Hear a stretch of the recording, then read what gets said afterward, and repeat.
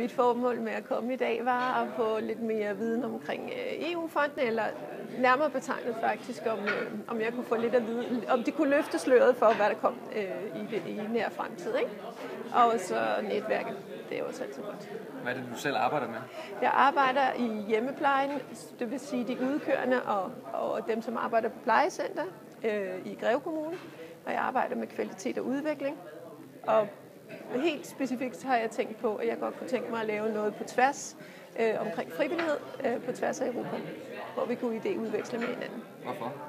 Fordi jeg tror, at det er rigtig godt at få nogle forskellige perspektiver på det, og de kulturelle forskelle, der er, kan give en rigtig god ny vinkel på den måde, vi ser det på, og den måde, vi bruger frivillige på nu.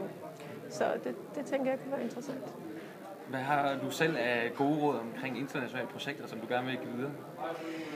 Altså generelt, så synes jeg, det er rigtig vigtigt, at man kun søger fondene, når man har en god idé til, hvilken udvikling de skal dække, og man ikke bare søger pengene for at få pengene. Så det synes jeg vil være noget af det vigtigste, og man tænker det ind i forhold til den daglige drift efterfølgende.